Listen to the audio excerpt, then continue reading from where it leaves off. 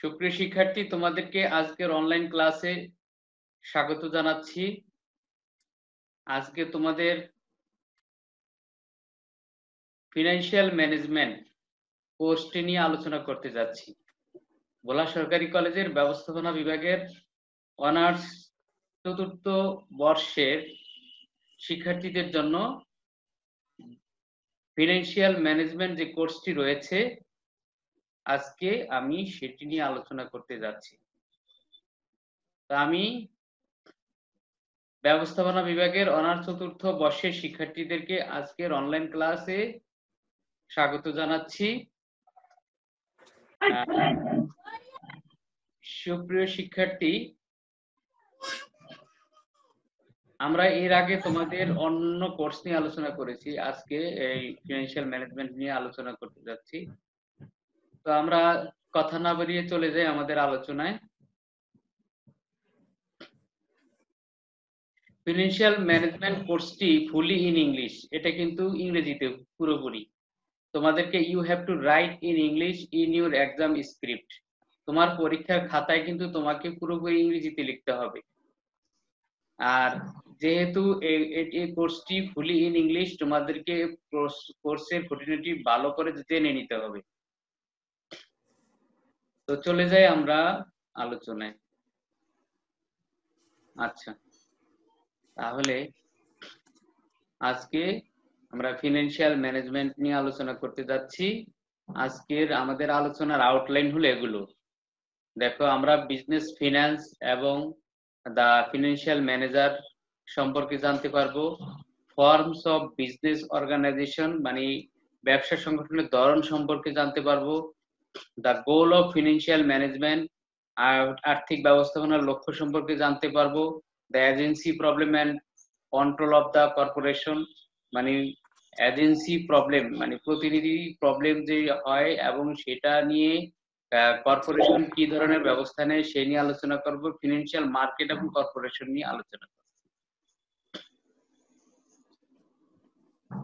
Basic areas of finance আমরা আলোচনা করতে যাচ্ছি যে ফিনান্সের মৌলিক যে এরিয়াগুলো আছে, আওতা আছে, যে ক্ষেত্রগুলো আছে, এগুলো দেখে নাও। দেখো, ফিনান্স মূলত কি নিয়ে কাজ করে। The basic areas of finance are corporate finance, investments, financial institutions, international finance. Finance মূলত এই ক্ষেত্রগুলো নিয়ে কাজ করে। এখন কর্পোরেট ফিনান্স কি, ইনভেস্টমেন্ট কি, ফিনান্সিয়াল ইনস্টিটিউশন, ইন্টারন্যাশনাল ফিনান্স, এগুলো সম্পর্কে আমরা বিস্তারিত সামনে আলোচনা করব। দেখো, শুরুতে ছিল ইনভেস্টমেন্ট। দেখো, ইনভেস্টমেন্টের বাংলা অর্থ কি? বিনিয়োগ। বিনিয়োগ। ইনভেস্টমেন্টের বাংলা অর্থ বিনিয়োগ। আর এই বিনিয়োগটা কি নিয়ে কাজ করে? দেখো, investment work with financial assets such as stocks and bonds, তার মানে আর্থিক সম্পদ নিয়ে কাজ করে। সেগুলো কি কি? স্টক এবং বন্ড হতে পারে। Value of financial assets, risk versus return and asset allocation. আমরা রিস্ক এন্ড রিটার্ন নিয়ে আলোচনা করতে যাচ্ছি, করেছি। তারপরে খেয়াল করো যে ইনভেস্টমেন্ট জব অপরচুনিটিস দিয়ে থাকে। যেমন দেখো stock brokers or financial adviser হিসাবে লোক নিয়োগের মাধ্যমে ইনভেস্টমেন্ট কর্পোরেশন গুলো, অর্গানাইজেশন গুলো জবের সুযোগ দিয়ে থাকে। পোর্টফোলিও ম্যানেজার নিয়োগ করে থাকে। মূলত ইনভেস্টমেন্ট বা বিনিয়োগ এই বিষয়গুলো নিয়ে কাজ করে। তাহলে আমরা দেখতে পাচ্ছি যে ইনভেস্টমেন্ট কি করে? ফিনান্সিয়াল অ্যাসেটস নিয়ে কাজ করে। ফিনান্সিয়াল অ্যাসেট কোনগুলো? Stock and bond. আবার ফিনান্সিয়াল অ্যাসেটের মূল্যায়ন নিয়ে কাজ করে। কিসের মাধ্যমে মূল্যায়ন নিয়ে কাজ করে? ঝুঁকি এবং প্রতিদান নিয়ে কাজ করে। সম্পদ বন্টন নিয়ে কাজ করে। আবার তারা চাকরিরও সুযোগ দিয়ে থাকে। এরপরে আমরা দেখব ফিনান্সিয়াল ইনস্টিটিউশনস, দেখো ফিনান্সিয়াল ইনস্টিটিউশনস কি নিয়ে কাজ করে দেখো, খুব ভালো করে খেয়াল করো। Companies that specialize in financial matters, মানে যারা আর্থিক বিষয়গুলো নিয়ে বিশেষভাবে কাজ করে, ফিনান্সিয়াল ইনস্টিটিউশন গুলো, যেমন দেখো ব্যাংক, বীমা কোম্পানি, ব্রোকার হাউস, খেয়াল করো, এগুলো হলো ফিনান্সিয়াল ইনস্টিটিউশন মানে আর্থিক প্রতিষ্ঠান। তাহলে আমরা বুঝতে পারছি, হ্যাঁ, আর্থিক প্রতিষ্ঠান বলতে মূলত ব্যাংক, বীমা, ব্রোকার হাউস এবং আর্থিক প্রতিষ্ঠানেও কি আছে, চাকরির সুযোগও আছে। এই যে দেখো যে companies that specialize in financial matters, banks, commercial and investment credit, ব্যাংকগুলো কি করে থাকে, বাণিজ্যিক কার্যক্রম করে থাকে, বিনিয়োগ কার্যক্রম করে থাকে, ঋণের কার্যক্রম করে থাকে। ভালো করে খেয়াল করো, এই যে দেখো ব্যাংকস তারা কমার্শিয়াল এন্ড ইনভেস্টমেন্ট কাজ করে থাকে, ক্রেডিট ইউনিয়ন করে থাকে, সেভিংস এন্ড লোনের ব্যবস্থা করে থাকে। Insurance and insurance companies deal with the people who wants to do something for their better future, মানে যে সমস্ত মানুষ তাদের উজ্জ্বল ভবিষ্যতের জন্য কিছু সেভ করতে চায় তাদেরকে নিয়ে বীমা কোম্পানিগুলো কাজ করে। ব্রোকার হাউসগুলো শেয়ার কেনা বেচার সহায়তা করার জন্য কাজ করে থাকে। আবার এই সমস্ত প্রতিষ্ঠানগুলোতে চাকরিরও সুযোগ রয়েছে। তোমরা কি বিষয়গুলো বুঝতে পেরেছো? জি স্যার। হ্যাঁ, একটু আগে আমরা বলেছি, দেখো একটু আগে বলেছি ইনভেস্টমেন্ট, এখন বললাম ফিনান্সিয়াল ইনস্টিটিউশন। আর্থিক প্রতিষ্ঠান কি কি কাজ করে? হ্যাঁ, এবার আসো ইন্টারন্যাশনাল ফিন্যান্সটা কি এই সম্পর্কে আমরা ধারণা দিব। This is an area of specialization within each of the areas discussed so far.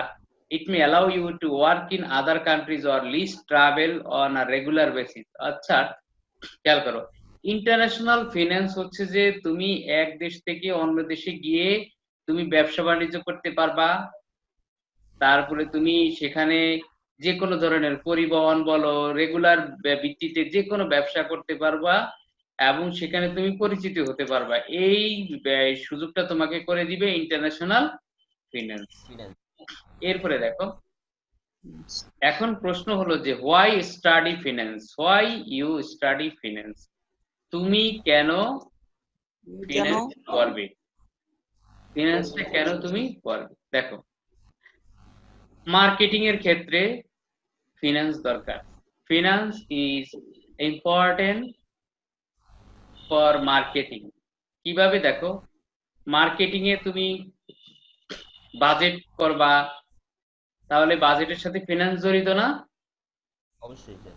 Marketing research, বাজারজাতকরণ গবেষণা করবা, এর সাথেও ফিন্যান্স জড়িত।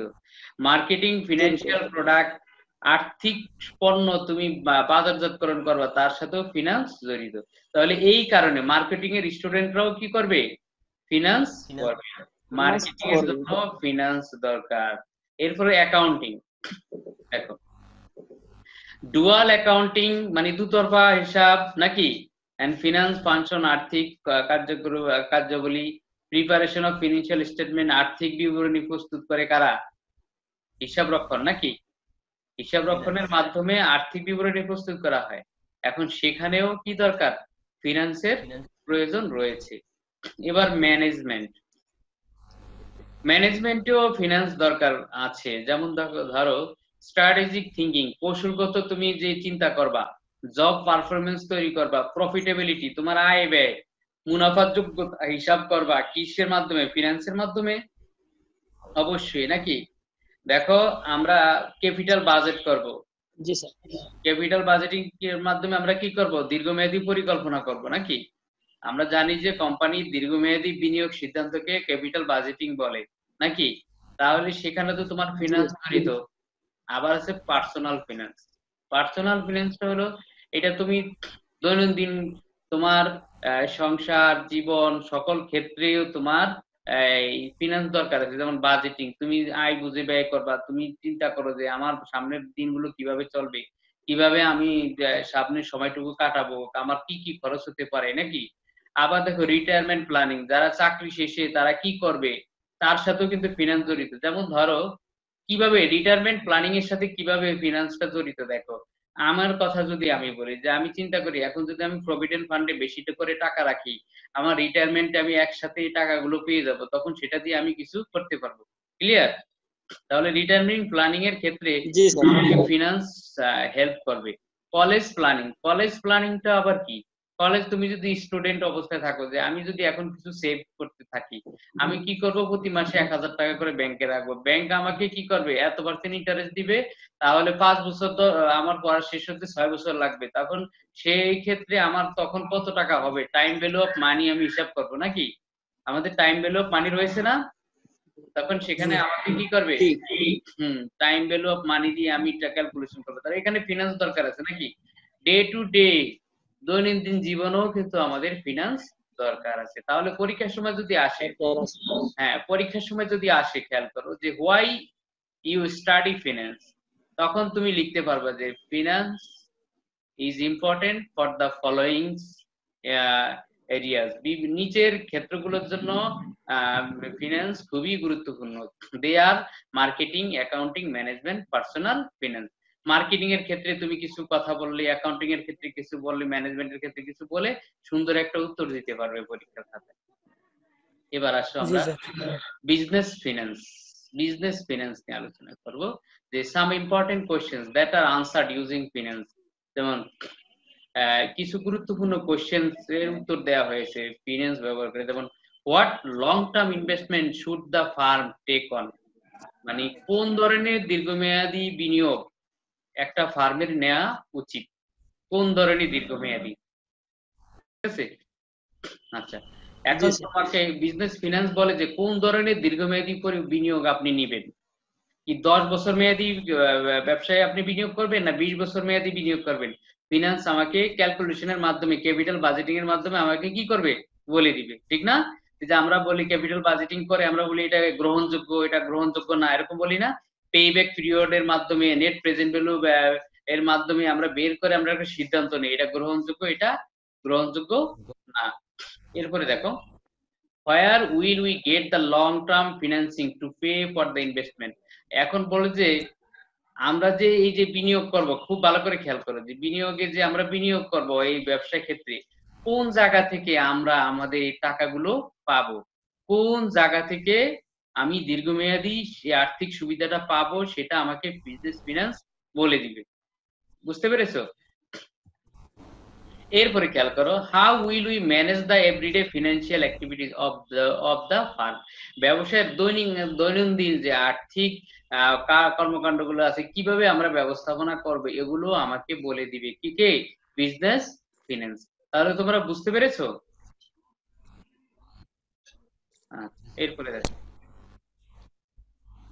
Financial manager.